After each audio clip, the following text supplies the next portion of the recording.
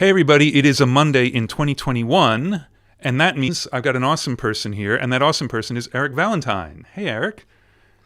Hey, Happy New Year. Thank you very much. Thanks. And thanks for joining us. And you're joining us from sunny Vermont. Is it sunny? I'm making that up. It's not sunny right this second, but it's actually been pretty beautiful lately. I mean, it's not the warmest place in the world in January. It's a balmy 25 degrees Fahrenheit out there.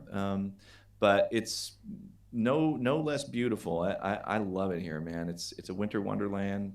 It's just an amazing place. I couldn't be happier to be here. So. Excellent. And you look as though you're in a slightly treated room with some stuff. Yeah, So, this is sort of like a temporary workspace for me. I went on Amazon and found a company that makes super cheap little audio absorptive panels. They call them bass traps. I would say not really a bass trap, like but mid traps. yeah, but they're great mid traps. Tightened up the room a little bit, and off I go. Yeah. Nice. Nice. Well, we've been talking and we've got a limited amount of time today. So I have a feeling this is part one of some number of parts because Yeah. you've done a I'm hell of a lot of stuff. okay. So, I'm happy to make this a part one. yeah, well, normally we do these sort of chronologically because it's the easiest way to structure things, but we'll be jumping all over the place with you because I think there's a lot of sort of common threads and forks in the road and stuff that Okay, happens. But cool. I'd love to. So, did you grow up in the Bay Area? I did, yeah. I was actually born in Illinois, but I don't remember that. I was moved to California by the time I was a year and a half or so, and so from my memory, I grew up entirely in the little town of Palo Alto, Yeah. in California, which has now become sort of like the, you know, the internet mecca of the world. But it was a very unassuming little town when I grew up there. There was nothing going on there, and No, it was a little bit hippie, wasn't it? it was, yeah. It's kind of a progressive place. It's one of these. It's next to Stanford, so Right, it's like a little college, town type place. Yeah. right. So you play drums. You still play drums, but you started playing drums young-ish, Yeah. right? Yeah. Very young. And was that like? How did you get into music and playing drums and that being a thing? I mean, were there a lot of musicians in your family, or was it just being around it at school, or where did it come from, really? It's still a little bit of a mystery for me because my mother is definitely musical, and she always had a guitar around. She played piano a little bit, and she liked to play guitar and sing. But it was certainly not a profession. It was very much just like a small hobby. Right. And only occasionally did it. And my dad was profoundly unmusical, and so even there were times when he wanted to be, it was that was just definitely not his thing. And so I really don't know where it came from for me, but from a very early age, from the best that I could tell, there was the band the Monkees had a TV show that Yeah. was kind of absurd and funny, but always featured musical moments, and there was always like in the opening credits of the show, there's these clips of the band members running down the street with like hordes of girls running after them, and that's kind of my first And you sort thought of. that looks good. It's like that's a good idea. Like I want to do that, and I think that was really the genesis of it. And I started very young. I had my first drum set by the time I was 5, and Wow. like was going for it, like playing all the time. Just Started playing taking along to drum lessons. records and Yeah, first just kind of banging around, and then ultimately started taking lessons and really got into it. And got a good head start, which can really make a big difference if you've ever read like Tipping Point or Outliers, any of the Malcolm Gladwell books. Um, those sort of like tiny little advantages that you might have early on, it has momentum to it where all of a sudden I have this thing that feels kind of special for me, that I learned how to play drums and nobody else around me knows how to do that. And it just made me feel like I had this kind of like superpower when I was a little kid. right. And it just sort of fed on itself. It was very rewarding every time that I would spend my energy and attention on it and try to get better at playing drums. It was just very fulfilling. I felt like I'm getting better at that, getting better at doing this, and it's something that was sort of like a defining characteristic. I am a drummer, And and yeah, sorry, go ahead. yeah, and it all just sort of like blossomed from there. And so did you just find other people to play with? Like, when did it go from you learning to play drums and you playing along with stuff to, hey, there's this idea I could actually play with some other people, be in a band, have our own music? How did that happen? Well, my brother, I have an older brother. He's about 2.5 years older than I am. He started playing guitar around the same time. Very so we helpful. actually, played in bands together. I've said this a lot in various interviews and stuff. Drums are a terrible solo instrument, the worst. And so, well, Iron Butterfly, and I got a DeVita. I'm just saying. Yeah, it's great. Moby Dick. I'm glad Moby Dick happened. I've just named the only 2 drum solos like really worth existing. I noticed you skipped over Neil Peart, but I'm a fan, but yeah, it's all great stuff. When I pull out a Led Zeppelin record, I don't skip to Moby Dick and check out that song first. It's not going to happen. Or if I listen to it, I don't listen to the drum solo part. As wonderful as it is, and as much as I love John Bonham, drums are just not a great solo instrument. And so, my brother was learning to play guitar. We also had a weird rule in my house where my father was not a huge fan of the drums. And so when he got home from work, drums were off limits. And so if my brother wasn't playing, I was just obsessed with music. And so if my brother wasn't playing his guitar, when my dad got home, I would stop playing drums and start playing guitar. And so I started learning guitar at the same time. Wow. So he and I played in bands together. We played in like high school bands where we play the high school dance and stuff like that, and like 3 hours of cover songs and stuff like that. And there was a certain point where I wanted to record my own songs. And so I started to learn how to record because I didn't really have other people to play with in that context. Like the band was really a thing that we would go and play at dances or parties or whatever. But for recording, I had to figure that out for myself. And so my first setup was just 2 home cassette recorders and a Radio Shack line mixer. And so I could record drums on the first cassette deck, put that into the line mixer, and then plug a microphone into the other channel of the line mixer, and then play bass with the drum track and capture it on the other tape machine. Yeah. And then go back the other way to add guitar, and then back the other way to add another guitar. And so that's how I used to make songs. So you were writing pretty early on then? Yeah, mostly instrumental music. I didn't really have the gift to sing. I got more into that later. I played in a band where vocals were sort of a huge feature, and there are lots of harmony vocals, and so I had to learn how to sing, and that was something that took work for me. I've really seen the difference between people who have to learn to sing and people who don't have to learn how to sing and just sing. Yeah. Well, you're married to one of them. Yeah, exactly. It's a very stark difference.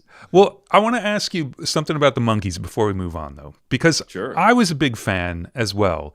And I think it's easy to look at them as a little bit of a joke, a little bit of a manufactured thing, whatever. But they were quite good. And I think, to be honest, they really suffered from terrible production on a lot of their records. A lot of the records don't sound very good. Like, they're interesting, but it's not, they didn't have that same sort of impact that a Beach Boys record or something would have when you put it on. But one thing I wanted to bring up is, do you know the movie Head that they did a bunch of? Sure. Yeah. So the Porpoise song from the movie Head, I had a 45 of this thing, and it's one of my favorite things like ever. It's this totally psychedelic, crazy thing, and it's amazing.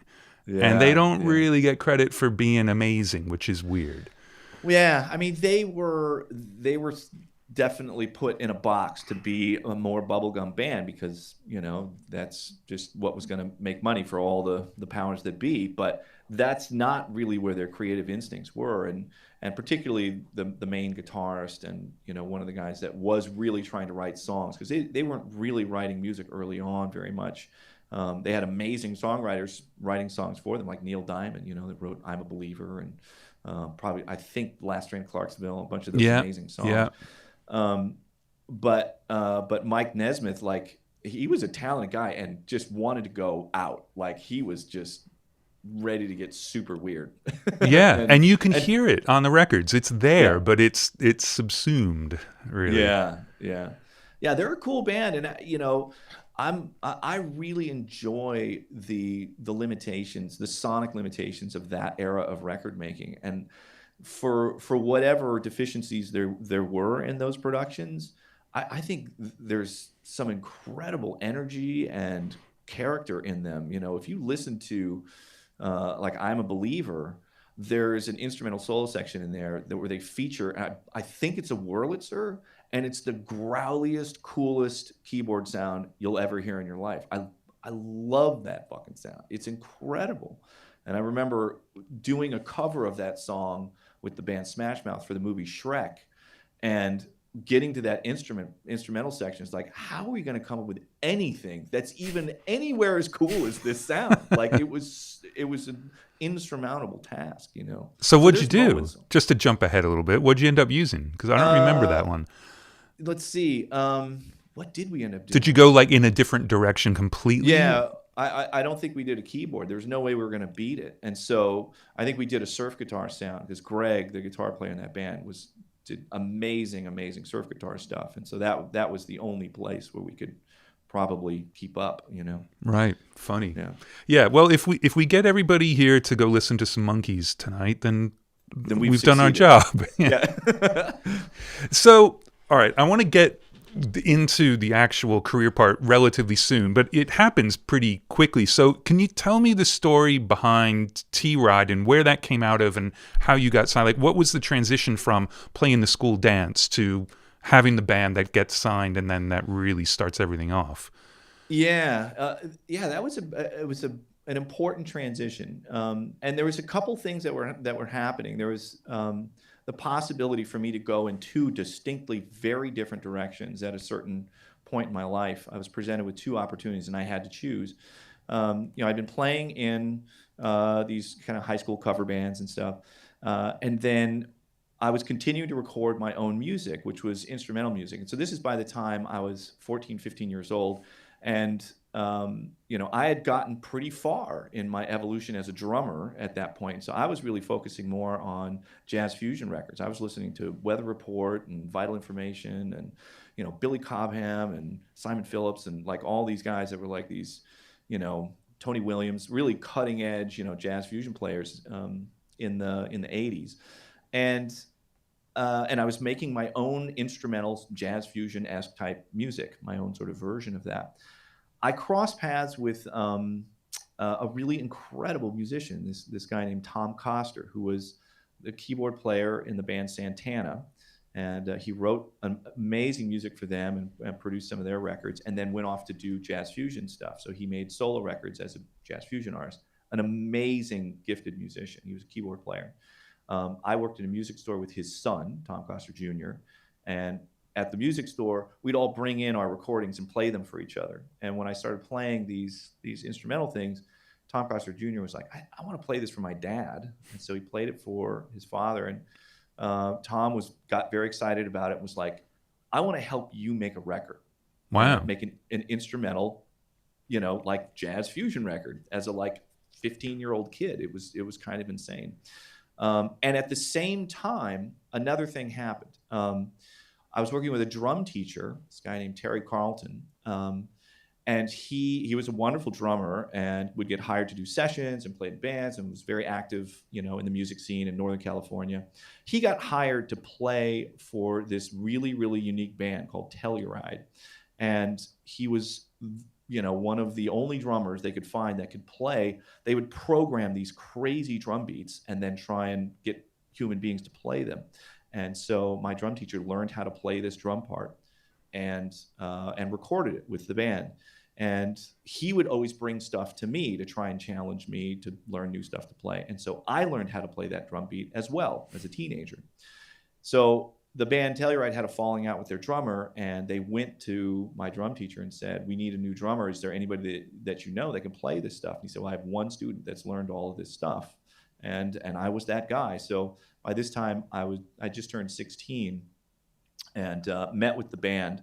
And And I thought they were just incredible. The stuff that they showed me that they were doing was unlike anything I'd ever heard ever in my life. Wow. It was so ahead of its time. And so those two things happened at the same time. And I really sort of, um, struggled with the choice, but ultimately decided I just thought it was way cooler to play with this Telluride band and do these crazy songs. The one drum beat that I learned to play was for this song called "Zombies from Hell," which ultimately went on this record that we made later. There's another song that nobody's ever heard that they released on a vinyl 45 called "Talk Dirty." That is incredible. I mean, it was before anybody was doing like rap music in rock music, let alone the crazy like jazz fusion Frank Zappa rock music that this band was doing. It was totally like in its own universe. And so I ended up joining that band. They were going to do a recording session. They needed to hire a drummer to do it. They brought me on board to do the recording session, and then I just joined the band. And so that recording session was produced by this guitarist named Ronnie Montrose, who I'm sure you remember. Yeah, and a Bay Area legend as well. Yeah, but younger folks may not be aware of him. He passed away, sadly. But so he produced that first demo, and the band was being managed by his manager. And I was 16 years old when I did that session. And so then we did that, and the resulting recordings were disappointing, sadly. As cool as Ronnie Montrose was, and as much as I enjoy his music and his records, we did not end up with something that really sounded like what we wanted at all. And leading up to this, I had been recording all of my own stuff at home on a little Tascam 4-track cassette recorder. And so we decided at that point, screw it. Like, instead of paying somebody else in another studio a bunch of money to make a recording that we may or may not like, let's just buy our own gear. I was totally game to really pursue that and try and, get as good as one would need to be in order to, be able to use the equipment and come up with, recordings that would be useful for the band. And so that was really the beginning of it. We, built a studio in the singer in the band. His name was Dan Arley. We built a studio in his parents' house garage, and just started working on music for the band T-Ride, what became the band T-Ride.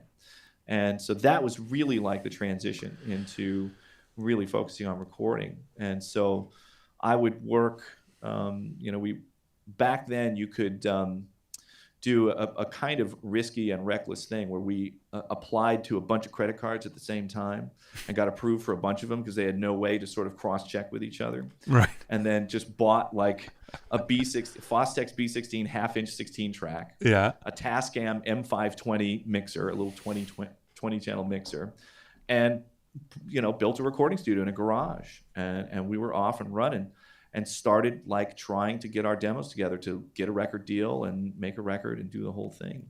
And so that went on for a couple of years, where I would work, anywhere from 3 to 4 days a week recording outside people that would pay us to record in the little recording studio that we built. And then we'd save, 2 or 3 days every week to work on our band's own music, And so we would record other people so we could pay the credit card bills and, and have some days available to work on our stuff. And things just progressed. The studio moved out of the garage. We had our own space at a certain point, and it kept sort of growing and evolving. And it grew to a point where our recordings got good enough where people started to notice it. And it was one of the things that, just in hindsight, is very easy to see, is that, the door to success opens when you're ready for it. Like the early stuff that we were doing, just either the productions weren't good enough, the songs were good enough, things were not good enough to really grab people's attention. And as soon as we crossed that line where we were doing something that was really going to be noticeable and valuable, it happened instantaneously. So you're completely self-taught recording at this point. You never worked in a studio. You didn't go to school for it or whatever. Were you like devouring books and magazines and things, or like where did it all come from? Yeah, there was a certain amount of that. Back then it wasn't as accessible as it is now because No. there weren't, like um, events like this, where people would come on and talk about their techniques and stuff. But there were magazines. There was, Recording Mix. Engineer magazine, Yeah. Mix magazine, and I would read interviews with people to try and grab little bits and pieces of information of how things were done. My long standing influence in the world of music has always been Led Zeppelin, and so anything to do with Led Zeppelin. Anytime there was Glyn Johns, Andy Johns, Eddie Kramer, Jimmy Page, any of those people talking about how they recorded things, I would just devour any of that. And so there was a lot of that, and just a lot of experimentation, and so there was things about that I think were beneficial, and there's things about it that aren't quite as convenient. The downside is that it's a longer path. There's no question about it. If you have the benefit of working in a studio as an assistant with somebody like yourself, every day you're in an environment where people are doing things at that top level and working with top level artists, and you get to see how things are done at that level day to day. And when I'm doing it by myself in a garage, you don't get exposure to that. And Yeah. so there's a lot of there's just a lot of experimentation and things that don't turn out right, and you run into roadblocks at times. It's like, why does my cassette 4-track recording not sound like Def Leppard's Pyromania? I want it to sound like that. How do I connect, get from here to there? It's a long road. Yeah, but I suppose it's also you actually learn everything you learn. It's not, well, I saw someone do that, okay, that sort of works, but you don't know why. You know why every single thing you do works or doesn't work. Yeah. Yeah, and there was a few things along the way that just my own problem solving of like, I need to figure out how to get this to do what I need it to do, and came up with my own solutions that nobody else came up with. And so I was actually able to plant a flag in like, this is how I do this. Right. Nobody else does this way, and I think there's that's where the value is. I think in really sort of working within your own universe, is that you unavoidably will develop your own techniques and consequentially, potentially develop your own sound as well. And an identifiable sound that isn't really sort of like an altered version of somebody that you learned from or something like that. It really you're really just like carving out your own thing. Right. So I other people are a better judge, whether I've really, to what degree I've done that or not. I mean, I know the things myself that nobody else did at the time when I was doing them, but that's the potential upside. Well, I mean, look, you make great sounding records, period, and you always have. I mean, going back through your discography last week or so, it's kind of insane. I mean, it has this, you say, you spent a lot of time in there learning how to do it, but from that first T-Ride record on, it's like you sprang from the womb fully formed. I mean, it just, things evolve, but it's always great. Like the energy is always there. The drums are always doing, I mean, obviously as a drummer, you're paying attention to the drums, but they're not always the loudest thing in the mix, which is what you might think would happen. But musically, when they're supposed to take a back seat, they absolutely do, but still sound amazing. So you've done a good job there. Now, just before we get into this T-Ride thing, I want to just ask, because I'm always curious about these things, because we grew up about the same time, and I got really into engineering when I discovered it was a thing. And my parents said, cool, but you're going to college, you got to have a 4-year degree. Like, that's going to happen. So was there any pushback to the idea of just pursuing this? Because it seems like you were just inevitably going to continue on the road you started on when you were sort of 13, being really serious about the drums. And that's what was going to happen. Was that the case? Like, it was making choices along that road, but that was always the road? Yeah, that's tough. And there was pushback. It was mostly from my father. My father was an aerospace engineer, and so he went to college, went to school, and did all the hard work that would create a career for himself, and he also loved what he did and really recognized, you know, the possibility for having career stability in something like being an aerospace engineer. And and so that's really where he was coming from. And so there was a particular point along the way. It was after I joined the band T Ride, and I was faced with the possibility of going back to high school for my senior year, because all through the summer between my junior year and my senior year, we had built the studio garage. I was doing what I wanted to do. I had a studio. I was getting paid. It's all I wanted to do. And then it was like, okay, you have to go back to school. And I remember going and talking to one of the guidance counselors there and saying, I didn't have a problem with the academic classes. I love science, so I was really excited about take physics, for my senior year.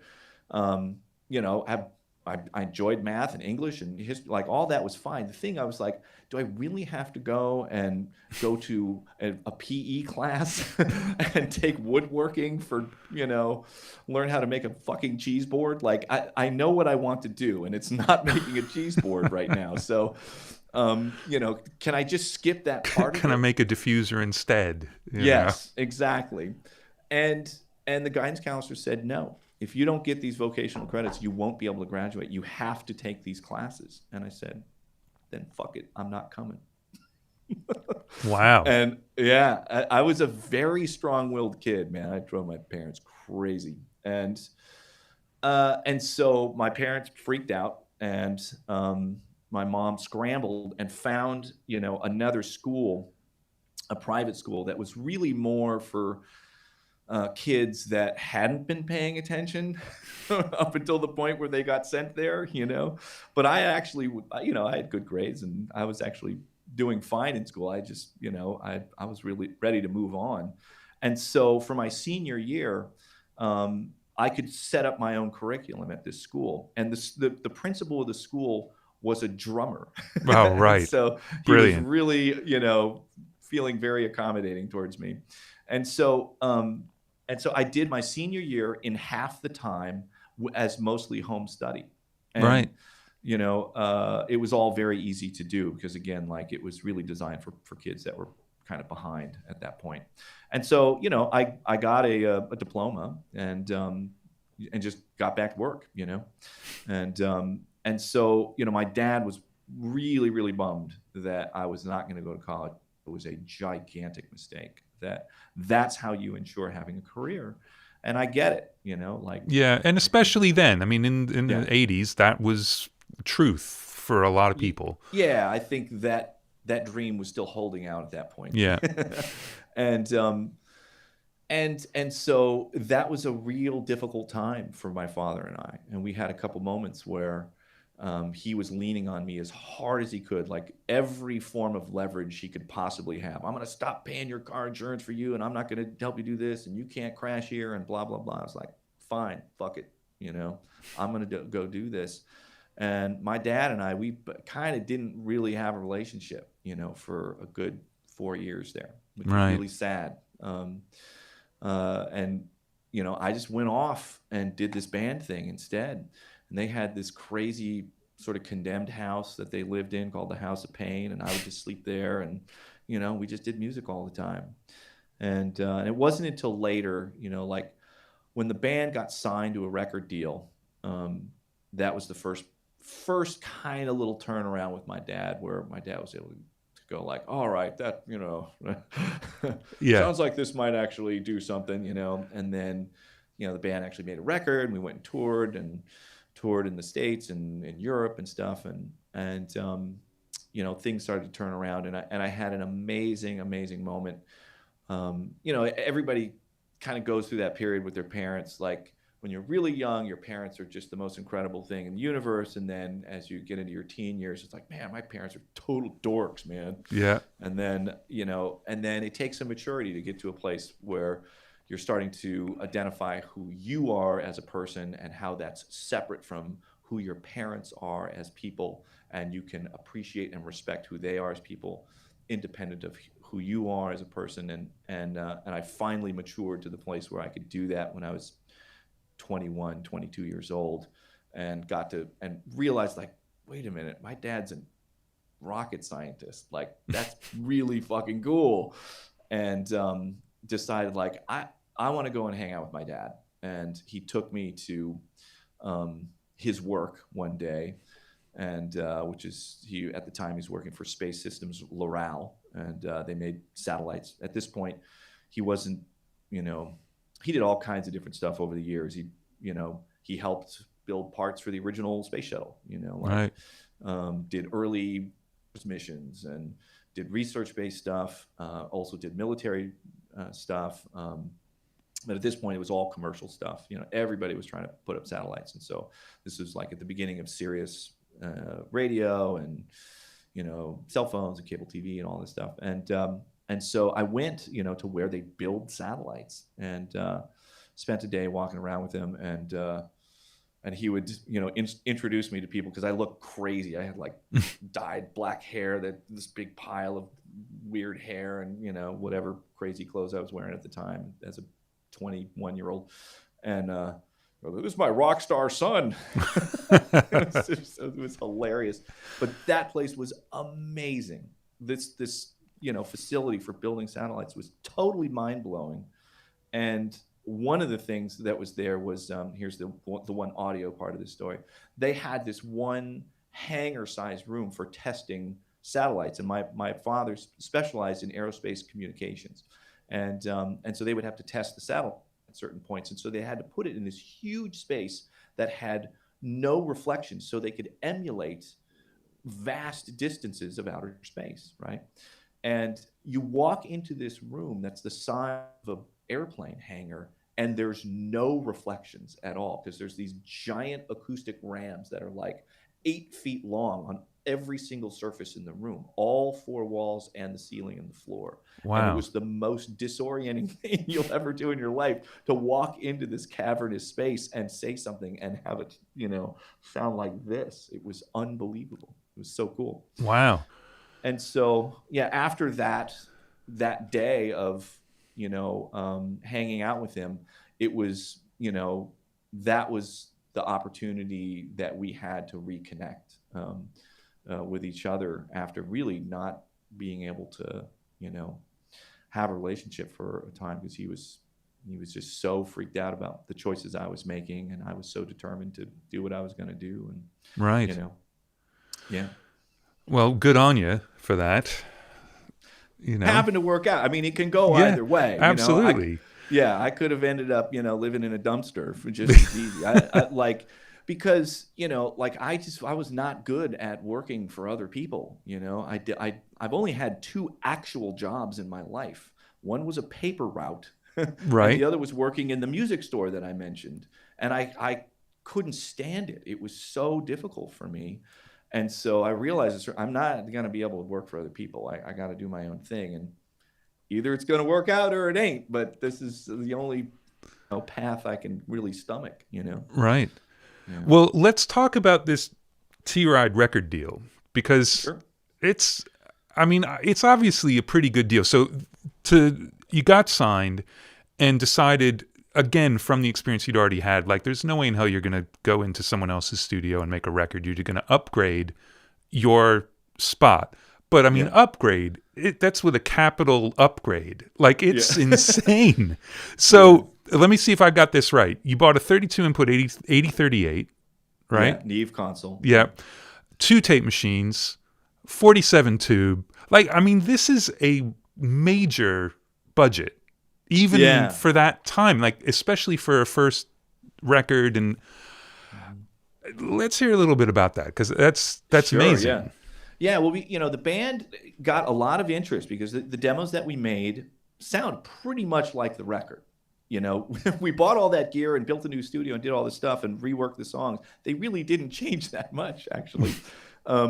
And so, that was really sort of the catalyst for being able to do what we did, is that we were armed with these demos that I think, really were pretty extraordinary in the context of the time.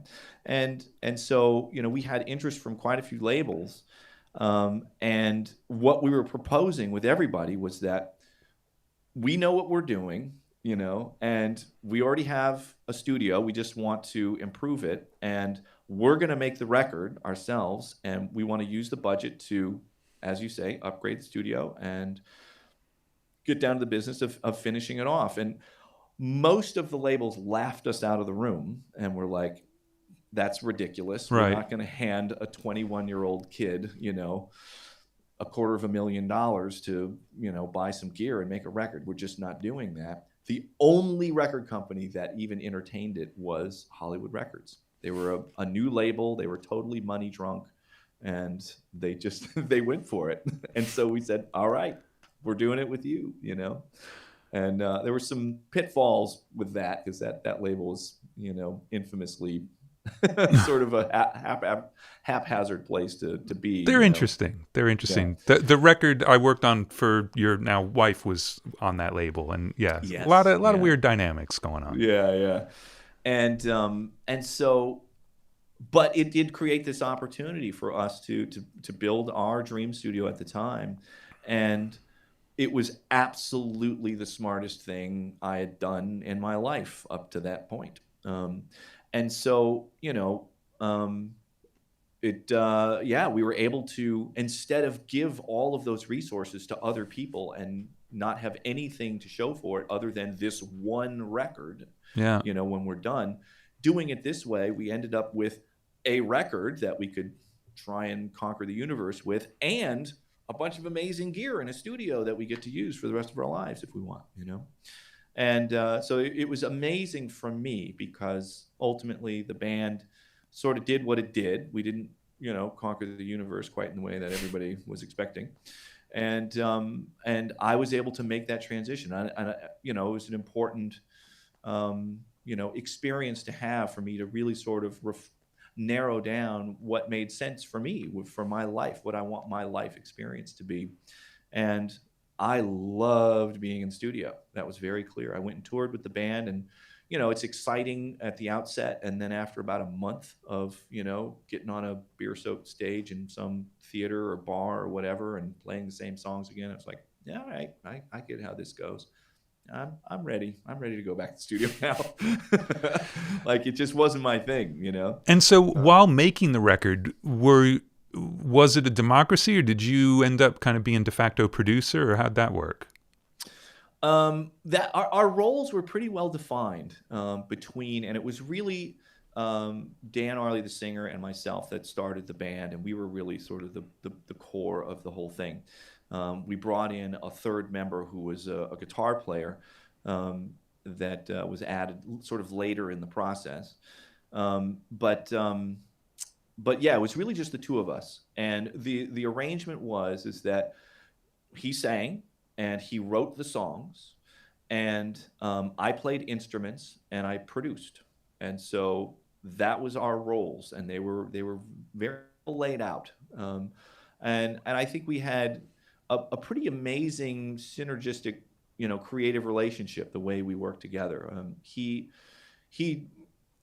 is a brilliantly talented musical human being, and, came up with very, very unique stuff that could be very challenging to try and actually form into a song at times. Lots of complex chord changes and complex melodies, and we had sort of like a manifesto of like, the band T-Ride is going to be made up of these instruments, and it's going to be presented in this way. Like, you have to stick to the manual, And so he would write these incredibly complex songs, and then my job was to try and figure out, like, how do we take a 3-piece rock band to actually capture all of the information that he had written, and convey all of the harmonic, changes that were incorporated, and all the melodic, information that was embedded in there.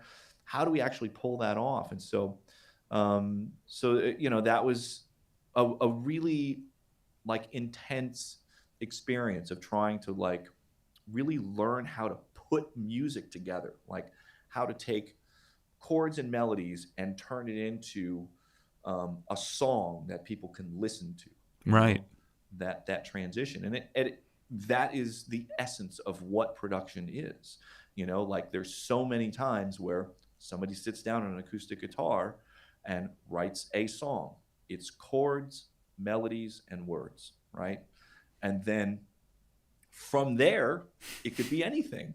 Yeah. You know, it could be a full symphonic orchestra, or you could play it on a piano instead, or whatever. Like you can go anywhere with it, and really trying to have those instincts of what is going to be compelling for somebody to listen to, and what is going to serve the song. You know, what is going to really capture and translate the emotion of what this song is saying. You know, and so I think as you mentioned earlier, that coming from that T-Ride project and sort of exploding into the world, like just kind of ready to go, it was because of that T-Ride stuff. Right. Like we dug so deep into figuring out that process of the conversion, because he would write songs on a Casio keyboard that had these chord buttons on it. Right.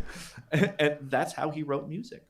And so the thing that we started with absolutely could not be used in the Right. song.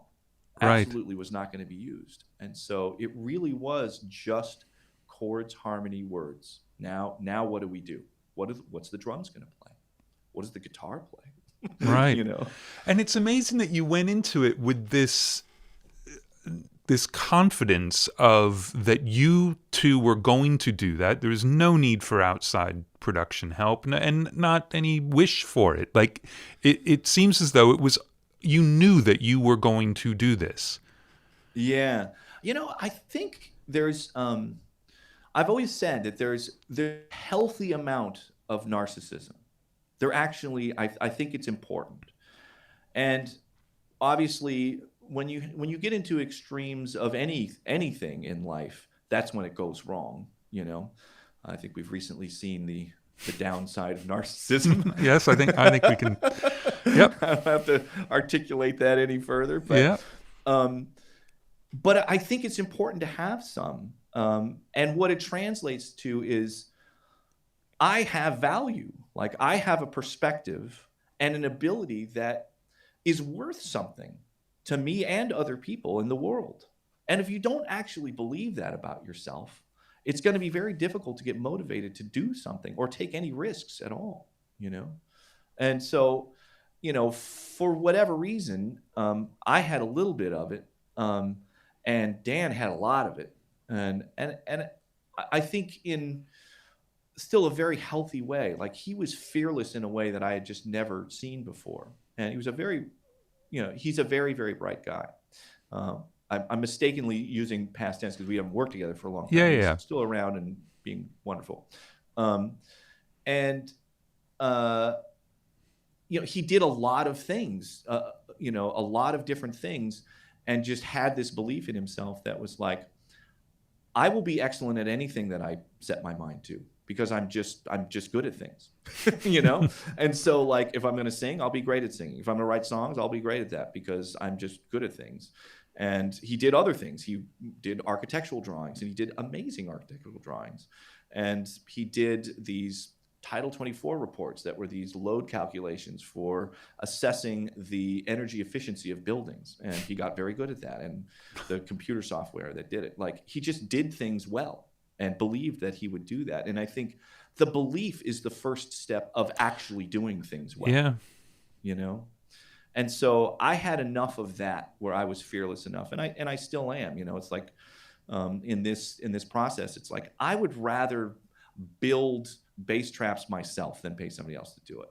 You know, number one, because I enjoy the experience and I enjoy learning about it, and I know I'll do it exactly the way I want. You know, and I just believe that I'm going to have more care and thought and passion put into this than anybody else is. So why would I just, hand it over to somebody that may not care as much as I do? Right. And so that's just kind of how I've always attacked things in life. It's pretty It's worked fearless out. at times. It's worked out, and it explains a lot too, because most people don't decide just to build themselves a console because they're not really happy with other consoles, and you've Right. done. I definitely want to get to that, but let's. So the T-Ride record comes out, you tour, it does reasonably well, but you get back and you start making records. But you immediately seem to jump in. Well, not immediately, but you start in with Joe Satriani. So how did Yeah, that yeah, come that's cool. about? That's a little blip that most people sort of miss if they're going through the timeline. But you caught that. That came about because we shared the same management.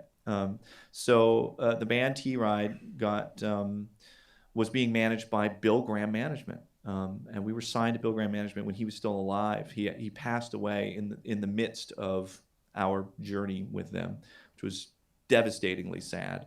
But we ended up touring with Joe Satriani for a period of time and became friends with him. And after we toured together, and T Ride was contemplating trying to make a second record, trying to figure out how to follow up that first record. Um, and Joe was looking for people to work with, and uh, they, I guess the managers or he or somebody had the thought that it might, be interesting to have me work with him and take a similar approach because he's, you know, he has a very broad, skill set as well. He writes music, he plays guitar, he sings, he does lots of stuff, and has a very clear vision of what he's doing. And so they thought, we could pair up together as just a team in the studio and make a record similar to the way that I did with Dan. And so the first thing that he did was he handed me the masters to a song that didn't make it on the Surfing with the Alien album. Right. I think it was an outtake from that album. And his feeling about it was like, I always loved this song. We just couldn't figure out how to finish it. And so he just gave me the master tape, and he went off on tour. And I said, okay, I'll tinker around with it and see what I come up with. And so, I went totally bonkers with it, and took the master and did this like bizarre rhythmic modulation at the end of the song, and played drums, to the whole thing, and played bass, played this weird 8-string bass to the song, percussion and dulcimer and all kinds of weird stuff on there. And then he came back, and I played it to him, and I think he was genuinely just totally blown away, just really overwhelmed by the whole thing. Like, man, I would have never thought to do this or that, or like the rhythmic modulation was the part when he just fell out of his seat, and was like, this is awesome. Let's make a record together. And so we, endeavored to do that. And so we started that process. We started working together. And so he would give me demos of songs, and then I would start working up treatments for them and play drums and bass on them. And I had an assistant, and we were doing it mostly remotely at the time. He was doing other things and, going in and out of playing tours. And this is coming off of that huge record that he made, the Extremist record that he had made with Johns. That was an incredible record. And so he was super busy, and I was just working away, and we got pretty far. We got pretty far down the process, and then there was a certain point along the way where I could just tell, like, he just was like realizing, I don't know about this. Like, this is just, I don't know if this is really how you're supposed to make a record, like if we'll ever finish, Right. And he just sort of lost confidence in the process at a certain point, and lost his trust in my ability to carry it over the goal line. Like in all the circumstances, we were, I was bringing in other musicians to play and stuff. I was the youngest guy in the room, Right. in every circumstance. And so I think I just didn't have the experience, to really be able to like drive the ship, for all of these. I had like Dennis Chambers coming in to play drums on stuff, and all these amazing musicians to come and collaborate and stuff, and And there were just, points where it was a certain point where it was like, this is just, it doesn't matter how hard I work now. I haven't done enough, in the last 10 years to really prepare me to really be in charge of this project. Right. And so the project, we pulled the plug on it, and he ended up making that record with Glyn Johns. And this was sort of the best part of the whole experience. I really enjoyed working with Joe. I was sort of sad at the time that it didn't work out and stuff, and it was a bummer. And those things happen. But ultimately, once they started working with Glyn Johns, there's like, hey, do you want to come down and hang out while we're recording? I was like, yeah, I suppose. Hell fucking yeah. How soon can I come? And so I got to come, and they were recording at this beautiful place in Marin, California called The Site. And I got to go and hang out for a few days while they were tracking with Glyn Johns, and it was just an incredible experience. And so the stuff that I recorded did not get used on that record. And it wasn't until the following record that he used the first song that I'd done, where I reworked that outtake from Surfing with the Alien and just put it on there exactly as I had finished it. Right. Yeah. So that was really the extent of it. And since then, he's actually, on a box set, he released some of the versions of the songs that I had worked on. Yeah, because your credits with him are now, they're prolific, but it's all from that one batch. It was that one batch. We never had another opportunity to work together. We've talked about it at times, and it just hasn't synced up one way or the other. But I love Joe. He's awesome.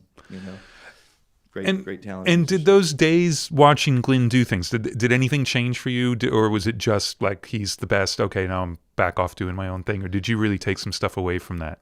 I did. So very, very important takeaway from that, and not at all what you'd expect.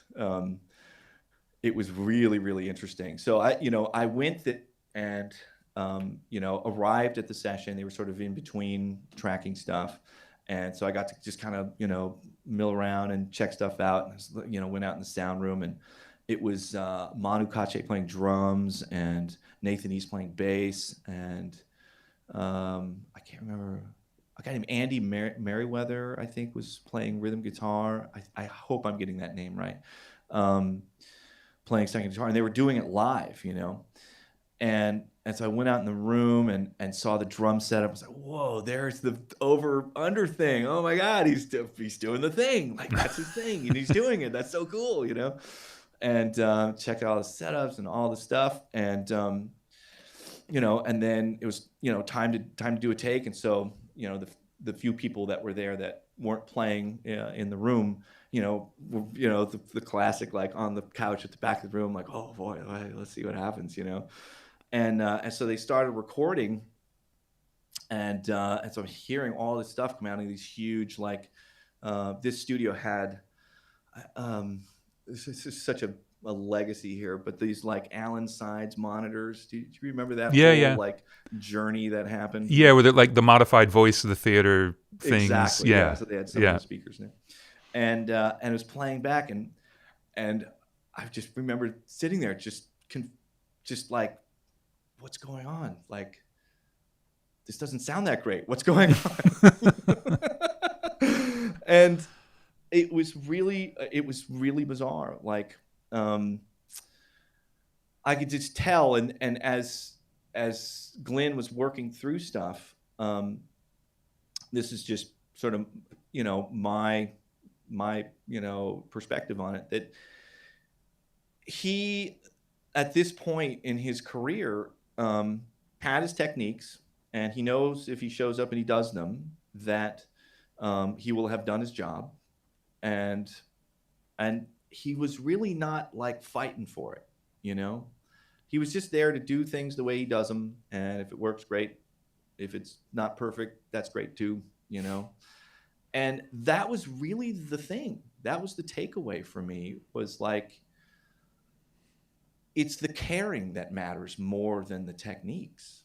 Like, all of his experience, all of his incredible experience, those decades of amazing records that he made, aren't as valuable as actually in that moment, like, I'm going to fight for this. Right. and make it be what I want it to be.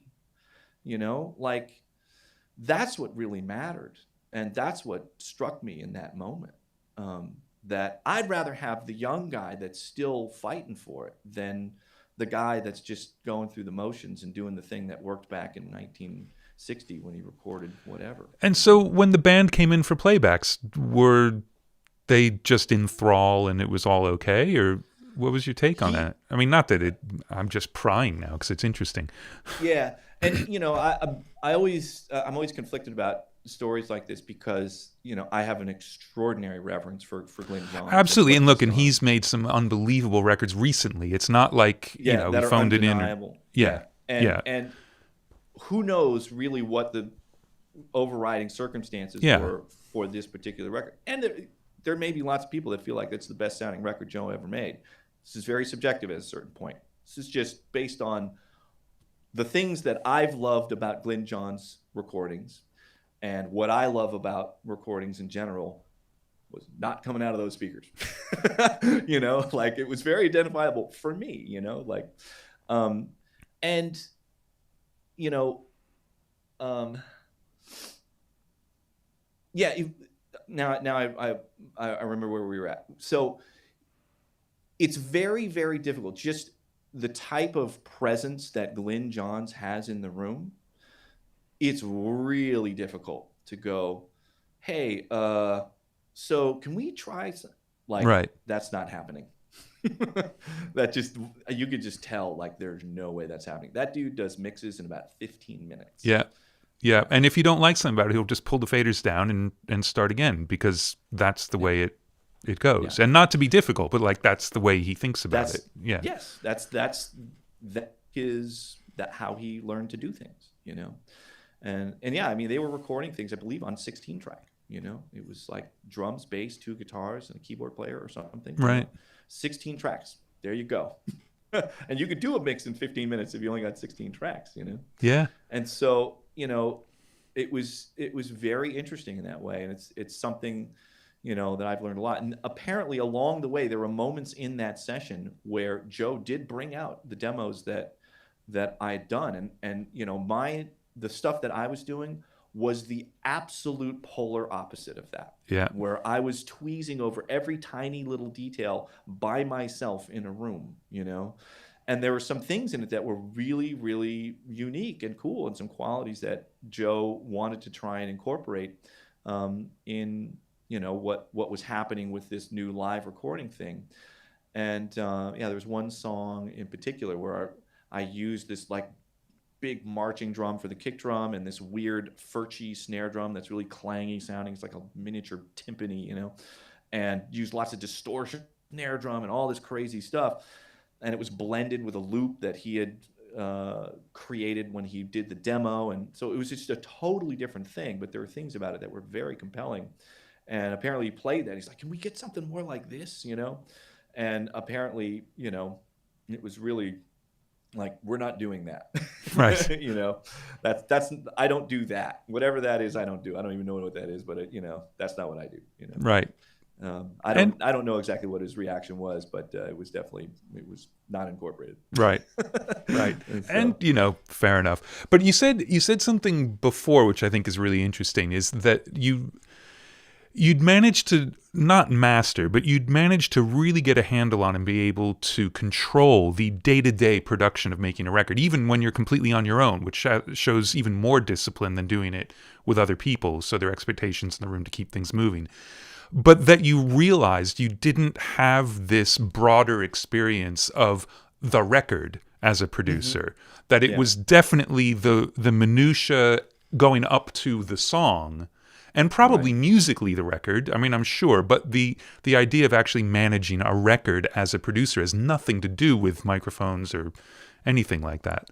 sure, yeah, and you know, the T-Ride experience is not really, you know, relevant to a normal record making experience. You know, we worked on that record for 5 years. You know, like that's not how records are made in the real world. You know.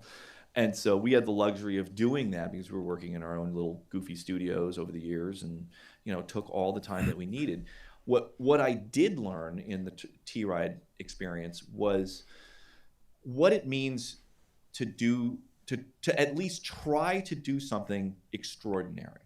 Like every element that was going to be in one of those songs had to be justifiable in some way, that like this is something that's never been done before, or it's something that nobody else could learn how to play, or it's has some sort of extraordinary justification to it. And that, music should be extraordinary. Like you shouldn't just go in and go, oh, okay, here we're I'm gonna play some chords and stuff, and we'll be done, and that's great, and so like I had a very specific mindset of like what the goal actually was. And my goal coming from T-Ride is I'm going to make the most extraordinary music ever created by mankind right now. Like that's what we're here to do. Right. I'm not just here to record some shit, and so that's definitely carried with me, and I've had to sort of temper it, in a way that's actually manageable or applicable, in a real context where there is a budget and a time limit, and people need to actually be done and put out a record at a certain point, and find a balance there for myself. But that is, I think, one of the really greatest pitfalls, and it's one of the hardest things to try and figure out in a creative process is when is it actually truly done? When is it really great? And really good, this is the biggest cliche ever, but really good is the enemy of great, and it can be very hard to fight for that last little bit. And, my first big outing making a record, we fought for every single tiny morsel of greatness we could possibly conceive of. And so my endurance for it is endless. Right. I'll chase it to the end of the earth. Until somebody says you're out of time. Well, so it didn't take too long for you to get your head around how to produce a record, though, because, let's just jump to 97, where you've got records by Third Eye Blind, Dwarves, and Smash Mouth all came out in that year. Right, yeah. That's pretty fucking huge. And, I think some people could sort of group Third Eye Blind and Smash Mouth together as part of the scene at the same time, but 90s, Dwarves is definitely not part of that scene. Yeah. So I don't know in what order you want to talk about them, but all three of those things need to be talked about. So I guess a little bit of just sort of the progression to get to the point where you're making those three records would be nice, and then just whatever you want to talk about. Yeah. So the whole T-Ride thing sort of wound down, as I said, and it was great for me because I really, as I said, realized I'm happy in the studio. I want to do this, and so it was a lean time. The band was horribly in debt. All I had was this wonderful collection of gear, but it was thrown together in a warehouse studio setup that was actually really literally called Hunk of Shit Studios. And so if you look on the credits, for like the Third Eye Blind record and Smash Mouth, it says HOS recording on there. And so, really what I was trying to do at that point was just like kind of unbury myself from the financial, failings of T-Ride. And so I just, set to the task of I'm just going to record anything and everything that will walk through that door and just start paying off these credit card debts and all this stuff. The same credit card debts that we had initiated, in 1986, this is now like 7 years later, and so I just started recording, and this is when I really learned how to manage a project better, because people would come in with a particular budget.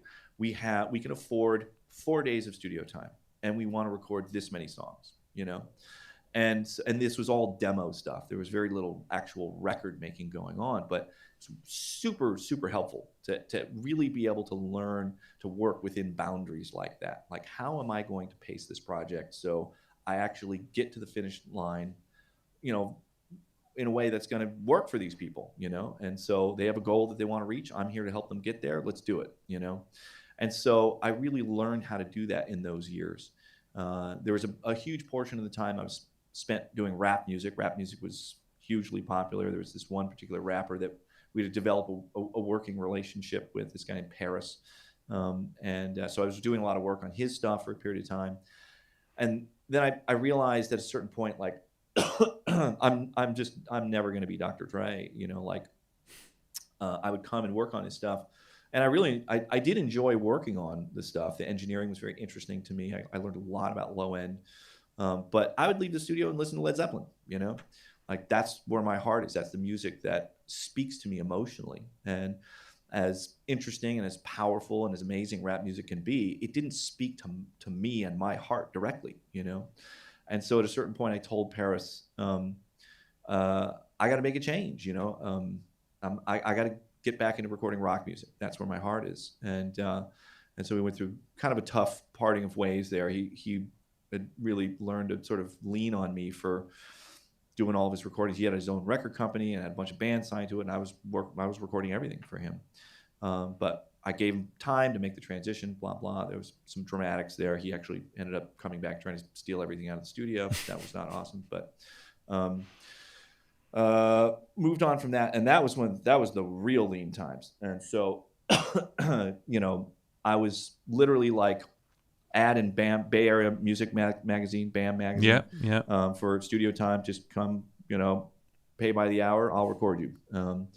And so I just started recording local rock bands, and one of those bands that needed to get recorded was Smash Mouth, And so that was in '95, the first time I met up with them. Or no, '96, I met up with them and did a round of demos.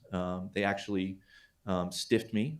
They didn't pay me after I finished the demos. Made the mistake of handing them the actual cassette tape final mixes. Right. And, they just disappeared. Didn't pay me.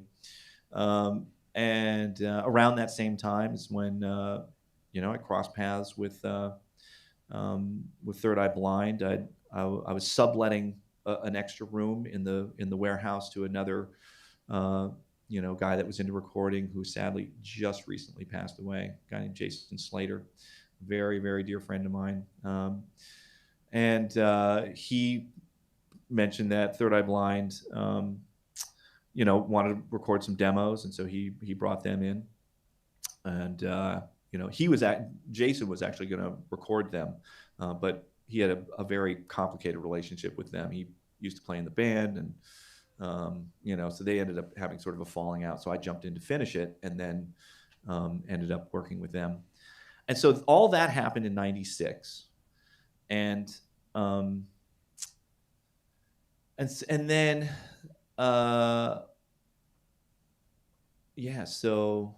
this was all in '96.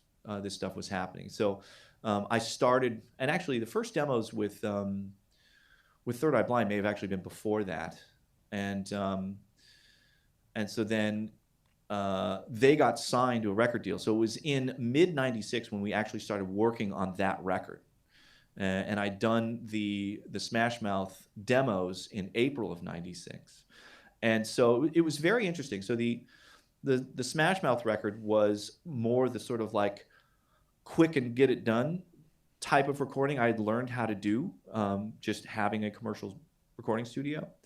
And the Third Eye Blind record was an opportunity to do the let's most extraordinary album we can possibly come up with in all of humanity type approach. And so I ended up working on that Third Eye Blind record from summer of '96 for 6 months.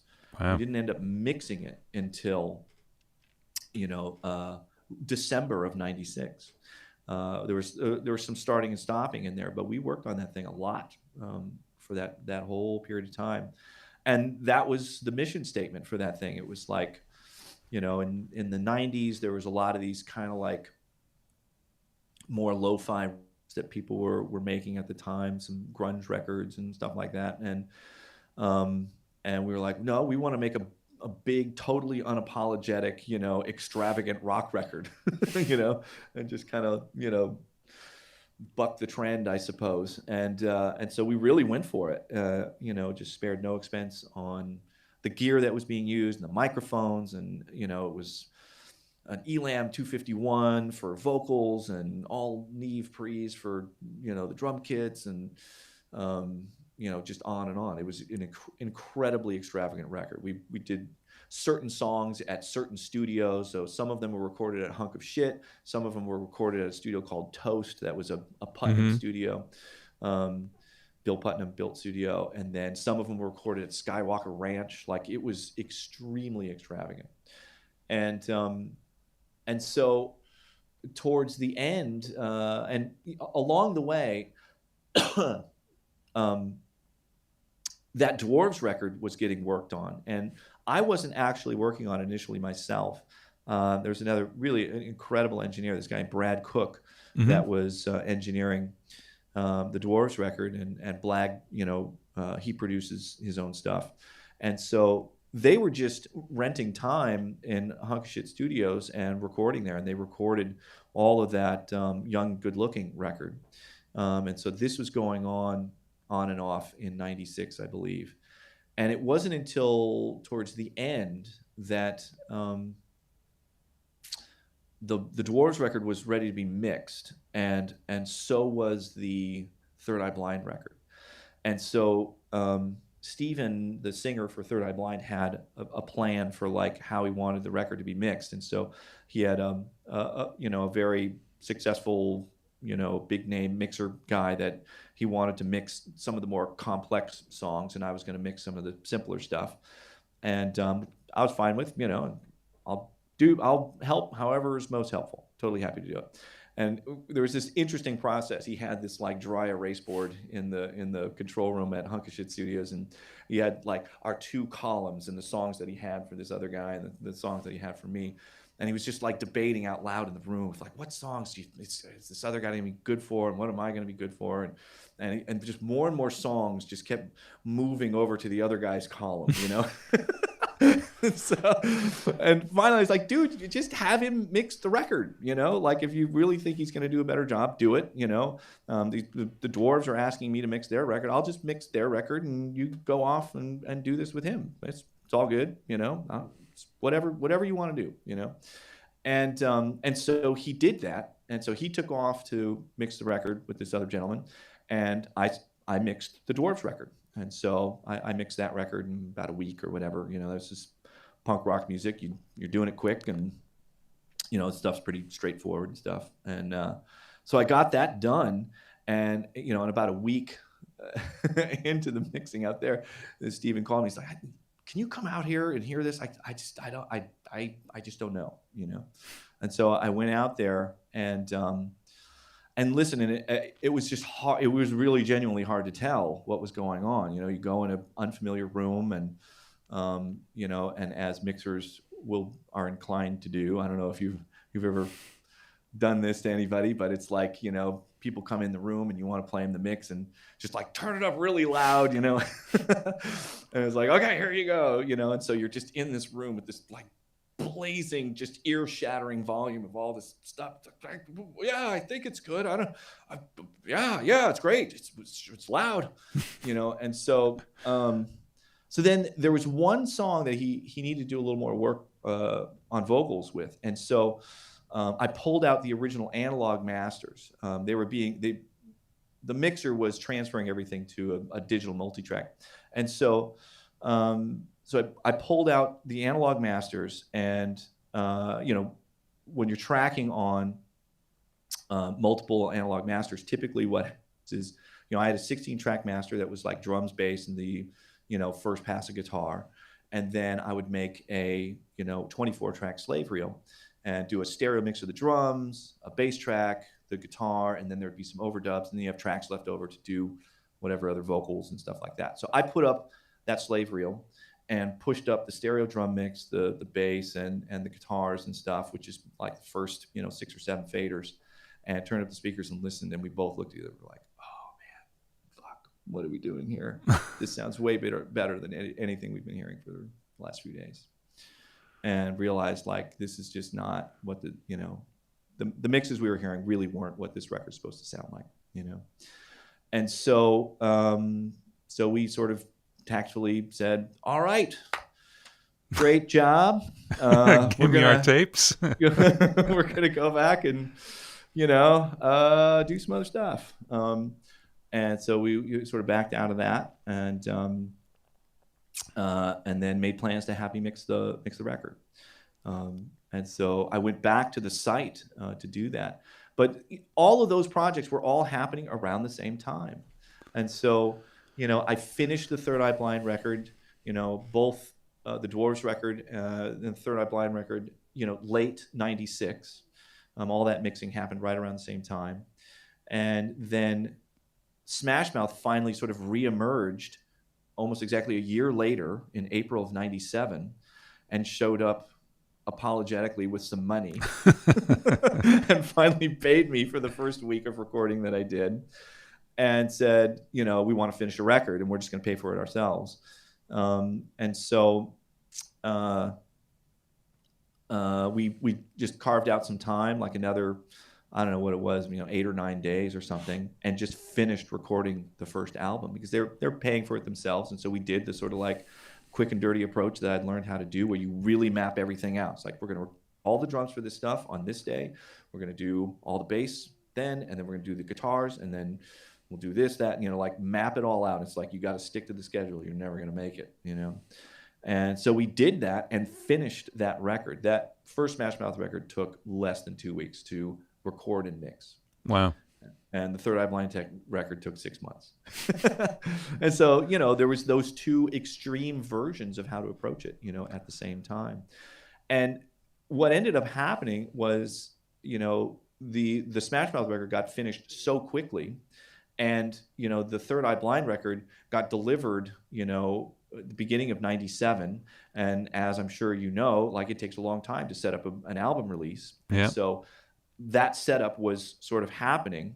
And while they were getting ready to release the Third Eye Blind record, I finished a Smash Mouth record. And because it was not signed or anything, they just did it themselves. We took it down to LA to get it mastered at Bertie Grunman's with Brian Gardner. And so he mastered it. And the singer Steve Harwell in Smash Mouth was really, really good at networking and, forming relationships with, the right people. So he had made friends with this guy that did production work at K-Rock. And so this was like in the Kevin Weatherly era. And this guy, I can't believe I'm blanking on his name. I'm such an asshole.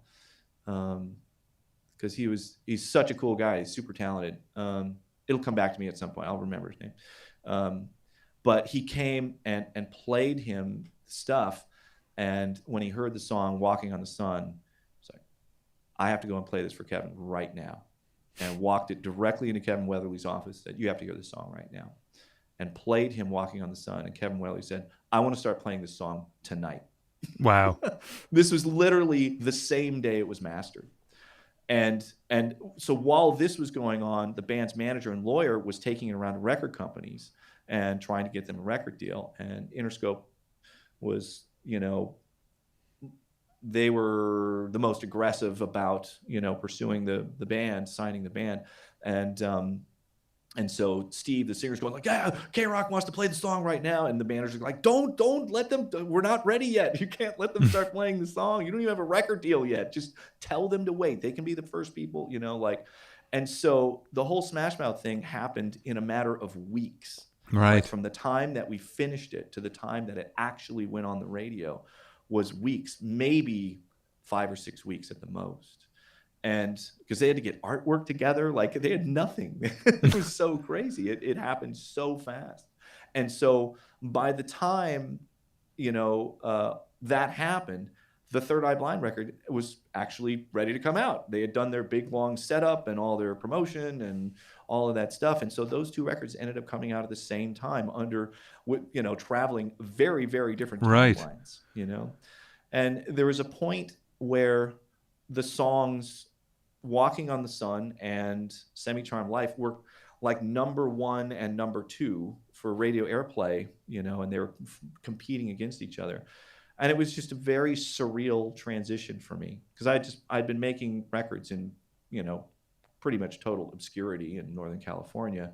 And all of a sudden, just out of nowhere, had this wild amount of exposure with those two projects at the same time coming out and, being so visible. And so and defining. I mean, I think they defined what K-Rock was going to be playing next for a while. Like it really started something. Those two, I think. Yeah, I don't know. It's hard for me to say. I'm I'm very, very proud of what was achieved with those records, and what I feel like I contributed to them. I really, really was trying my ass off to do what each of those bands needed. They were very different, what each of those bands needed. Yeah. Uh, and and I just feel extremely fortunate to have crossed paths with them when I had. I mean, that's really the thing that over time you really start to learn is like, you know, there's it's important to be actually have the skill set and the experience and the passion and dedication to be able to walk through a door when it opens for you. But that door does have to open. Like opportunities have to be presented to you. You have to be ready to embrace them. But I think there's lots and lots of people in the world that are probably unquestionably more gifted and talented than I am at doing any of these things, but they just never had that opportunity presented to them. But I think it's also, I mean, my way of putting it is the way to be at the right place at the right time is to be everywhere all the time. And you were everywhere all the time. I mean, you were hustling constantly. Yeah, I did nothing but record music all the time. Yeah. That's all I did. Yeah. Yeah. Yeah. So I just want to ask about Walking on the Sun, the vibe of it. Does that completely come from the band, or like the retro organy bit of it feels? It's hard to describe. I was trying to think, like it made me think of something very specific last time I listened to it, and then I realized it's actually almost a Doors jam in a way. Yeah. And was that sort of in your mind as you were doing it, or that's just what the band did and that's the way that song went? That's a good question, because that song is, if you listen to the whole record, it's very, very unique on the record. It's an outlier. You can tell, immediately, like, wait a minute, that song's very different. And that album has sort of the dubious distinction of being a very, very successful record. They sold lots and lots of those records, but it was also one of the most returned records of all time. Because people heard Walking on the Sun and then bought that record, and it's a punk ska record. Yeah. Yeah. I mean, it's a super Bay Area of that time record. Yeah. Yeah. I mean, the rest of the record is nothing like Walking on the Sun. And it's for a combination of reasons, So we did a round of pre-production for that thing, and the guitar player in the band, Greg Camp, who does probably the majority of the songwriting for the band, he's a very diverse, eclectic guy, and so he was writing stuff that the band wanted to do, which was more of the ska punk kind of stuff, but he did a whole bunch of other things. And that song, Walking on the Sun, they played it for me, and they said, we have this other song, we think it's cool, it doesn't really fit with the other stuff, but I don't know, we just think it might be cool, and so we thought we'd play it for you. And I heard it, and I was like, I definitely want to do this song. This is super cool. And it really fit into stuff that I just discovered, very recently in time frame that I was really excited about. I just discovered the composer arranger Esquivel. Right. And his arrangement approaches were like a complete revelation for me. I've never heard somebody lay it out so deliberately, how instruments trade off and occupy very specific frequency ranges, harmonic range. Like it's so puzzled together in such an amazing way. And so that's what I wanted to do with that song. As soon as I heard it, it's like, I want to go Esquivel on this, and so it because of the nature of what the song was, it was going to be this kind of like surfy Esquivel kind of thing. Maybe, ultimately ended up more in this, the lonely surfer guy, Jack Nietzsche kind of place, but and so they told me, okay, cool, you can do whatever you want with this song. And so that's what happened. I really took that song in a totally different direction than the rest of the record, with kind of a complete disregard, for what the 99% of what that record actually was, just because I wanted to scratch this itch of this kind of Esquivel arrangement style and this kind of like swanky space age bachelor pad, Yeah. thing. And so that's really how it happened. And so, I had them, had the drummer play a live drum performance, but I ended up looping it and then blending it with an old surf drum loop. And I ended up playing the farfisa and organ on it. And Greg came up with, he had that main riff that opens the song, Yeah. that thing. And I knew that was like, an essential, like, ear-catching part of this song. And so we went through this process where, I had a bunch of like different guitar amps and guitar pedals and little combo amps, and some that were kind of old and crappy and some that were new and whatever. And we just went down the line and just tried every single amp and every single pedal and every single different combination. You had to play this riff, like a million times over.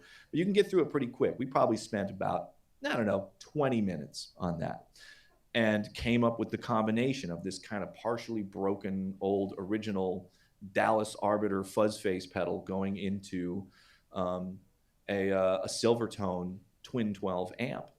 And it was like, oh man, that sounds really cool. Let's do that. And so that became that defining sound, for the song. And so, that thing was really more my vision for the production than the rest of the record. And yeah, I don't know. I'm really proud of that one, because I really put a lot of myself into it. I feel like it really ultimately served the band really, really well. It was sort of like, the jump off point for everything, and ended up defining the direction for that band. Basically on the follow-up record, they completely disposed with all of the ska punk anything, and just made an entire record that was in the direction of Walking on the Sun. And we had an amazing time on that second record, really exploring every possible corner that you could get into with that whole 60s influence. So yeah. Right, but with a lot of modern stuff in it. I mean, it's not an homage. It's an homage more than it is a copy. Yeah. But it's so well done. Now, just really quickly on the Third Eye Blind record, when you were working at Toast, is this when you met Jakir King? It is. It is, because I'd love to hear a little bit about that. Because Jakir, he's the sage, but I mean, he was a super Bay Area hippie at that point. He was, yeah. He had hair all the way down to his waist back then. It's awesome. It's so incredible to think about it now, just looking at where he is now with his incredible career and all the amazing records he's made. He was the, assistant that came with the studio Toast. Right. If you could just imagine that, like the most profoundly overqualified assistant ever, and he was awesome. Like, just his control room bedside manner was great, and you could just tell that he knew what he was doing. He had a confidence about him that immediately allowed me to really trust him. And on a big complicated setup, because I was basically recording the foundation of those Third Eye Blind songs live. It was drums, bass, guitar, Kevin Cadigan, the main guitar, and then sometimes a secondary guitar that Stephen would play, and Stephen would sing along, all the time. So we had all that stuff set up, and so with Jakir, even having not worked with him before, I could just tell he knew what he was doing, and so I could say, I need a great bass sound, so we're using these amps. Just do what you would do. Right. And not have to go, no, I want this mic and you have to put it here and whatever. And, and he did some stuff that I wouldn't normally do, but it sounded great. He's just a great engineer, And so that was the beginning of a really, really cool working relationship, with Jakir and I. And so he worked on that record for the Toast stuff. And then I had him come in and work with me on when I did the second Smash Mouth record, when I was still in Northern California at Hunk of Shit. And then I got hired on to do a Citizen King record, but I didn't have time to start when they wanted to start. And so I said, you know what? I know a guy that can start this record, and I can totally trust him to do it. He'll capture amazing stuff. And then I'll get in, after you guys record a bunch of stuff, and we'll all finish it off together. And that was Jakir. So Jakir went out to Milwaukee and recorded all this amazing stuff with this band, Citizen King. I did another record with him, this band called Ghetto Blaster, a record that ended up not coming out.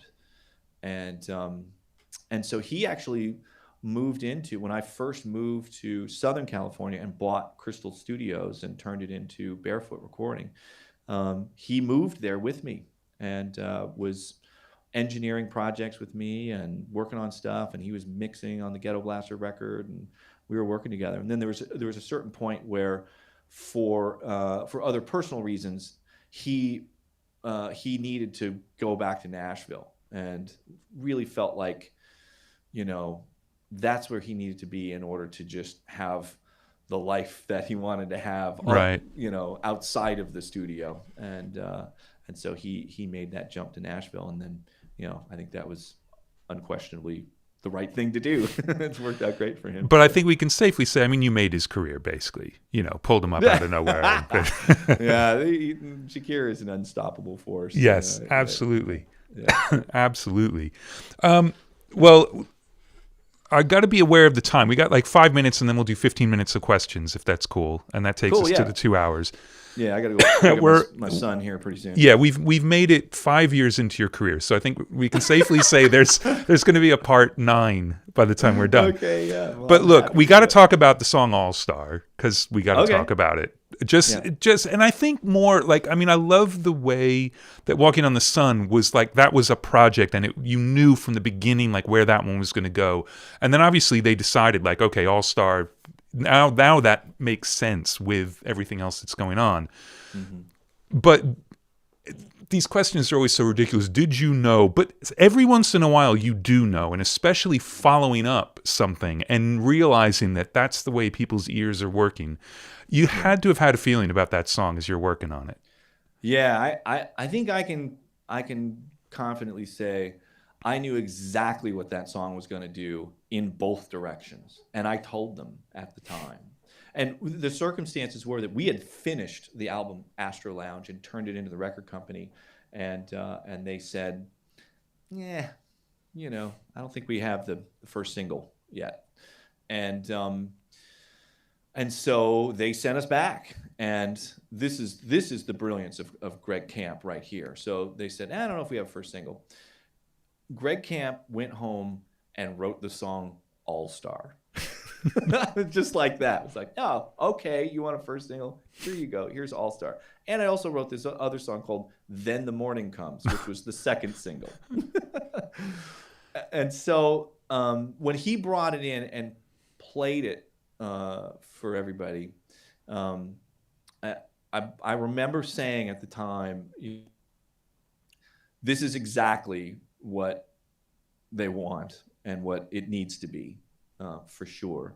And I'm sure it's going to do everything that they want. It is also potentially going to fly this band directly into the sun.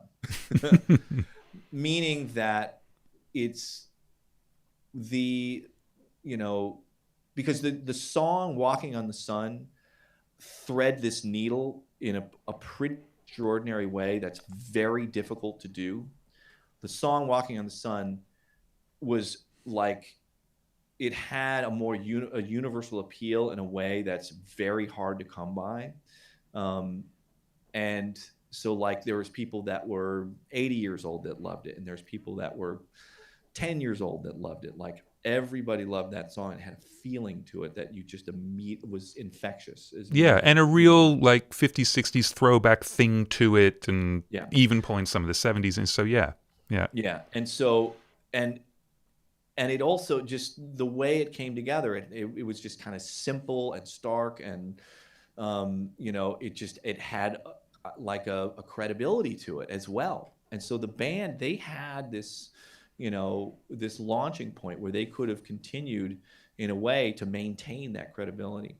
And the song All Star, I knew was going to, undo that a little bit. And and just that song was just going to appeal to a much younger audience, and so we all kind of debated about it a little bit. We definitely had that conversation. Ultimately, as soon as the record company heard, they're like, "Oh my God!" That's word for word. Yes, exactly. That was their reaction. They were stumbling, tripping over themselves with excitement over that song, because everybody knew it. It was what it was going to do. And so the band decided, let's do it. Didn't want to be too precious about, the pitfalls of a song that is just such, a blatant radio song like that, that's, that playful and youthful and, yeah. And so there they went. We went and did it. I was in the middle of making another record when that call came of like, you guys have to record some more songs. I was making a Death Ray record at the time. They're extremely, accommodating, wonderful people in that band. And I asked them for a favor. Can we just take a break for a weekend so I can, record these two songs? And that's what happened. I hit pause on the Death Ray record. Brought Smash Mouth back in. We recorded both those songs in a weekend, and took a little more time to do the sort of remaining production bits and mixing and stuff like that. But and so it's probably 4 or 5 days total to finish those two songs. And that's at your place. Yeah, that was still at Hunk of Shit. And I was so dialed in at that place. The monitoring was incredible there, and I was so used to it, comfortable with it, that I could mix in that place with the speakers off. It was like I was so dialed in there. And this is still the Neve in there? Yeah. So there was a Neve transition that happened in 96. Yeah, or no, it was early 97 when it happened, because all of the Third Eye Blind stuff was done on the 8038, and then there's the kitty cat. Small. And then early 97, I realized that the 8038 was definitely holding me back with mixing. And so it was an amazing tracking console, 32 1081s in that thing, but it had knee cam automation. Crawling faders. Yeah. Crawling faders. That's good. Yeah, I'm sure you probably have some PTSD lingering around. I managed to never actually have to work on knee cam. Oh, yeah. Very lucky. Very fortunate, yeah. Yeah, that was one of those things that, somebody built, and it never actually really did what the designers set out to do. I suppose they're doing the best they could with the technology that was available, but oh my God, that stuff was torture. So I ended up selling that console, believe it or not. I kept a good chunk of the preamps for a long time, and just had them in a rack that I could use as preamps, so still get a portion of the benefit of recording through that console. There's a lot I learned about that since then. We can talk about at some point, and it's a part of a whole new revelation with how I'm approaching things now. But and I bought a much maligned Neve console, the 8128. The McDonald's console. Yes, and that touch panel. Yep, and the patch bay full of FET transistors to do all your switching. Yes. And oh my God. Yep. Yeah, that's right. And so, but I loved that console. So like, ultimately, because once I'm into 97, everything was being mixed on that console. So I mixed the first two Smash Mouth records on that console. I ended up tracking. I still had it when I moved to Southern California. So that was Citizen King. It was, I tracked the Queens of the Stone Age record on there, and a bunch of other stuff that happened around that time. I can't remember now, but yeah, like that was the thing. It really had a sound to it. It's just like a mountain of 55, 32 IC chips in it. Yeah. Like that's what you got, or actually 55, 34 is I think the single channel version. But it was just a mountain of those, Amazing. So Well, look, we got to get you out of here. So I'm going to make a note that I want to get back to this console theory because I'm Okay, sure. very interested. Yeah. So that's going to be on my list for whenever we get to that's going to be like part 7, I think, when we get to Undertone and all the rest of it. Right. Yeah. But if it's cool, can we bring Mark in, get a couple of questions while you're on your way out? Just Absolutely. all right. Let's do that. So Mark's on a little bit of a delay, but he'll be in just a sec. This is amazing. And so we got 6 years in now. So it's good. Okay, we made good. some progress. Hi, right. Mark. Hello.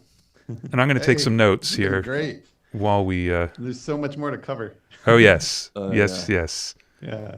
Everybody's having a blast in the chat room. Thanks for doing this, Eric. Yeah, for sure. Yeah, this is great.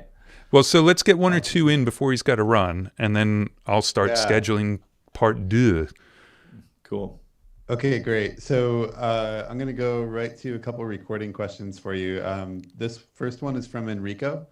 And Enrico asks, Eric, what's your go-to chain for recording electric guitars? And speaking of drum tracking, what are your favorite mics for overheads and room? Thank you. Cool. Yeah. It sort of depends on. There are eras for this stuff. I've definitely never really done things the same. It's always a constant evolution for me. But I'll talk about my most recent. It's the stuff I'm always the most excited about.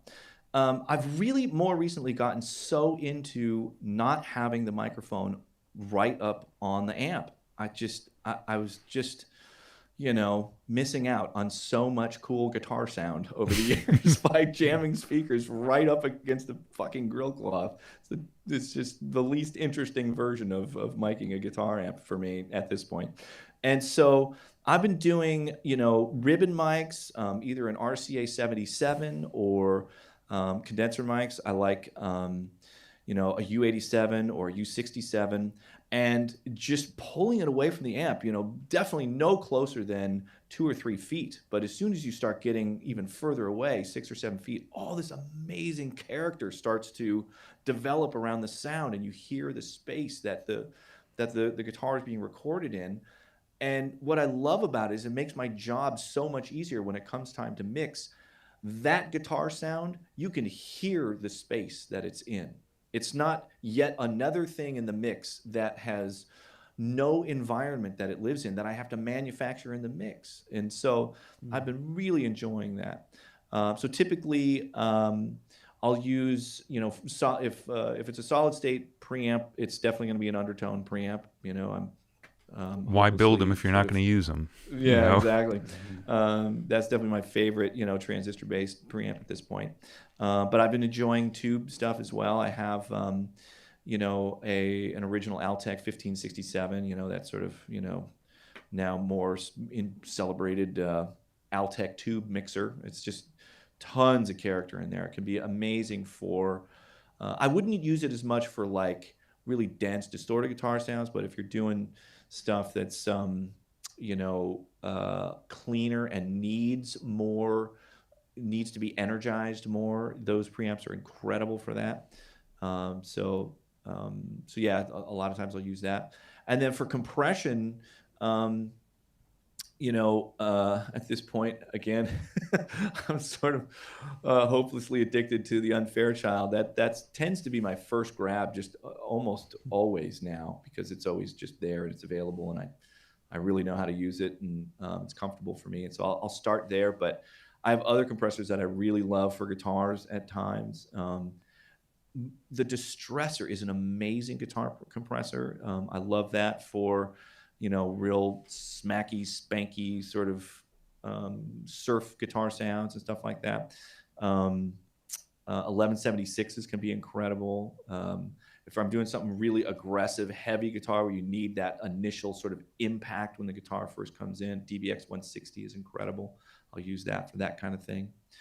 For drum overheads, I have a pair of C12As that I did sort of a caveman modification on, where I ripped out some of the windscreen on the interior of the mic. There's a hard metal cage windscreen, and then there's these multiple layers of windscreen on the inside that just make the mic sound shittier. So I pulled that stuff out, and I love those for overhead. So a lot of times I'll use those. If not those, then ribbon mics, Coles 4038s are beautiful as overheads. So those are probably, what I would grab most often. Yeah. Nice. Awesome. Cool. So there's a classic famous video of you with Pensado's Place, I believe, where you do a full tour of your studio. Uh-huh. And one of my favorite things in that video was the drum umbrella. Sure, the drum umbrella. Yeah. Yeah, the drum umbrella. Yeah. Is that staying with you? No, I'm gonna leave that at Barefoot.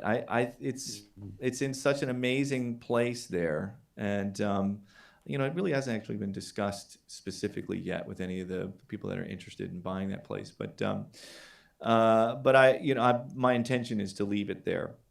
That's a really, really incredible space where it's set up, because there's a corner where the drums always sort of sounded great, and so I put the drum umbrella so it would be in that corner, so I can really adjust the acoustics to work with the tuning of the drums. And the other benefit of this corner, it all just kind of worked out, is that the reverb chambers that were built for Crystal Studios are just right on the other side of one of the walls in this corner. And so I added a door there, so I can just open the door and let the sound of the drums go directly into the reverb chamber.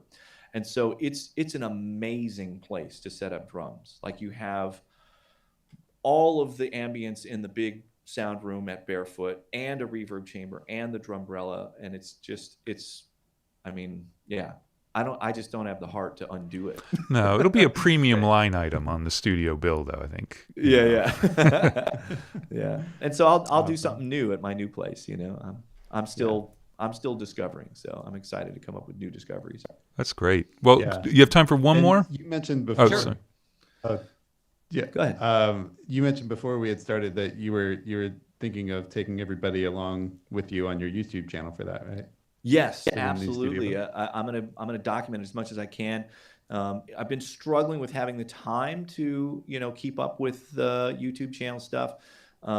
There's just a lot going on, just being a dad, and there's construction and pandemics, and studios trying to be sold and all kinds of stuff. So, but I am documenting things as I go, and when I have time, I'll get these little iPhone clips together and talk about where I'm at and what's happening. And I had an amazing conversation today that finally, I think I finally know what I'm going to do with the acoustic treatment of my control room, with the help of an unbelievably brilliant guy. So I'll be able to share all of that stuff, and it's going to be fun little journey. Yeah. Awesome. Sorry to take up time with the plug, but I want to make sure that people can find your YouTube series, while we wait for maybe another part. Yeah, well, and we'll put a link in the replay of this, definitely. Awesome. You want to do one more question? I can squeeze in. Do one more. One more. Okay, great. All right. Next one is from Sebastian, and he says, "Hi guys, it's nice to be back. I want to ask Eric, what's your take when recording voices and when you mix them? So any tips on vocal recording and mixing?" Okay, sure. Yeah. I mean, I'll typically do like a quick mic audition, with a singer, and I try and sort of prepare them for that in advance, just manage some expectations, and tell them, we only have to do this one time, just this first time. I just want to make sure that if I've never recorded somebody before, I'm using the right mic, and so I'll put up you know, a bunch of stuff, and they can just go down the line, just a verse and a chorus, you know, of a song. And so I have an Elam 251 that's beautiful for vocals. I have a 67 that's beautiful for vocals, but is a little more, has more presence to it in a cool way. It's very immediate sounding, but some voices it can be too much, you know. I'll always have an SM7 up, and always have either a 77 or 44, have a ribbon mic up just in case. It's that kind of a thing. And so usually, you know, maybe 4 mics just go down the line, and there's always one that just raises its hand. It's like everything falls into place, you know. And, you know, the preamp choice really sort of depends on the circumstances, how retro I'm trying to be. Again, this is going to get so boring, but every time, you know, when if it's going to be a solid state mic preamp, I will definitely be using an Undertone. That's just what I use, you know. But again, like the 1567 that for a tube preamp has beautiful color to it. Sometimes that's appropriate. I actually recently got a Coil Audio tube preamp, which is also really, really incredible. You know, direct coupled is it definitely has a specific sound to it. So I'm going to explore that further. But then from there, I have a long-standing love affair with a particular blackface 1176. Will always probably be, you know, one of my very, very favorite vocal compressors. There's just I don't know what it is about this thing, but it does exactly what you want a vocal compressor to do, where everything just gets closer, you know, and it never really sounds like it's being held back by the compressor. It's just all the things that were further away just get closer, you know. And so that'll be a choice for me. Also, the Unfair Child is amazing on vocals. So, you know, on Grace's last album, she has wild dynamic range with her voice. There's songs where she's singing whisper quiet and then just blazing. It's like a 40 dB dynamic range, you know, between the loudest stuff and the softest stuff. So I have to actually put 2 compressors in series for her. And what works best for her is I have this weird Decca compressor, Decca Studios custom built compressor. It's a FET-based compressor, so it's similar to an 1176. So I do that first. It's just faster and is able to grab really quick, you know, bursts of volume and even those out. And then I do the Unfair Child after it, just in series 2 compressors while we're tracking to try and get everything to a place where it can, you know, a recording device won't just completely be crushed by it. So, yeah. Awesome. Yeah. Thank you. Yeah. And I guess I should mention, I almost never ever EQ vocals on the way in. Never done it, probably never will. If you pick the right mic, you won't have to EQ it, and then I'll just EQ in the mix. So right. Yeah, so no EQ. Yeah. Awesome. There you go. There you have it. Excellent. Excellent. Well, Eric, this has been amazing. And like I say, we're scratching the surface. So it's seriously, if you're cool with it, we will come back for part 2 and then see how far we get. Yeah, let's do it. Part 2 would be great. All right. Great. Awesome, man. All right, cool. Thank you so much. Guys, I'd love to tell you who's on next week, but they haven't confirmed 1,000,000%. And until it's 1,000,000% confirmed, I don't say, because then it all goes to shit. So it'll be somebody awesome. That I know. And past that, I really don't. Right. So I'm going to mute the mic and go to the thanks for watching screen, because that's what we do at the end of these things. So bye. Bye, everybody.